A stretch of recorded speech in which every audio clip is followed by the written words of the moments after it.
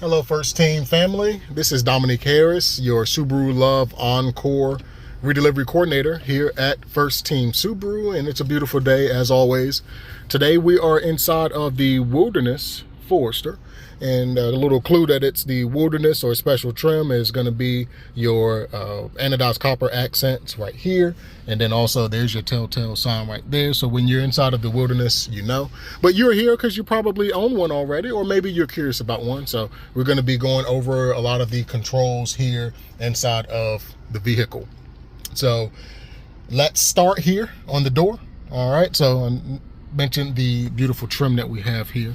A lot of your door controls are pretty straightforward. This will look the same or very similar in other vehicles. So we've got some sun coming in here, so I'm going to try to get the actual controls so you can actually see what's going on here. But the first knob here is going to be our adjustment for our mirror.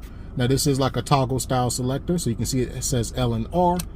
Clicking it to the left will select the left mirror, clicking it to the right, select the right mirror. Then you just move it like a joystick. So you can see here, I'm able to adjust that mirror. As you can see, there's a wide view of it right there. When you're not selecting, you can just leave it in the middle spot. That's perfectly fine. You got your lock and unlock right here, pretty straightforward.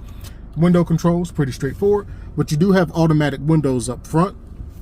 And what that means, if you're not familiar with it, is you have an extra detent. There's an extra click basically. So if you push this all the way down, it's going to be one touch all the way down. So all the way down, one touch, and then same thing with pulling up, pull all the way up,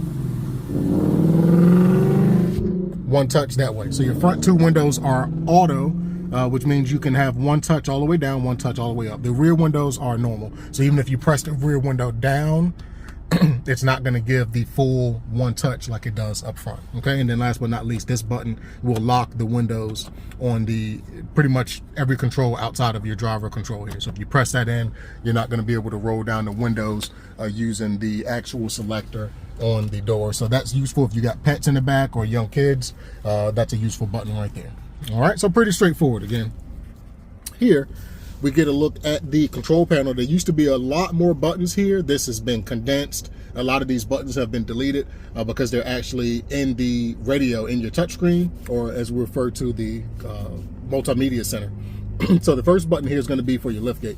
This is liftgate operation. Now, as long as your doors are unlocked, you can press this button to open the liftgate. All right. Now it does require your doors to be unlocked, just in case you accidentally hit that button. You wouldn't want to be sitting somewhere and then you open up your rear hatch and you've got a bunch of, you're doing Christmas shopping or something like that. So doors need to be unlocked first, but then you just press and hold this button.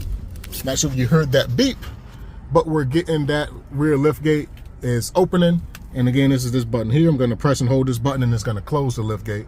So if you're going to do some sort of pickup of something where they're bringing it out to your car, whether it's grocery pickup, or maybe you're picking up something from the department store, Home Depot, Lowe's, something like that, if they're going to be nice enough to bring it out to your car, you can sit in your car, operate your liftgate, open it, and then close it without ever leaving your seat.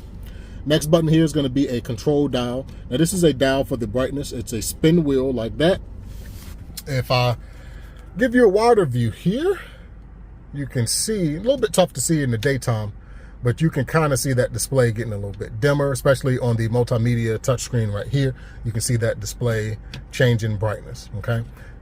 You may see what looks like flickering here. That's because these are LED lights. So with the naked eye, it is a constant light. You see the same thing with headlights just because of the refresh rate of our camera. So just wanted to point that out. Everyone should know that, but I don't want someone looking saying, oh, there's something wrong with that thing.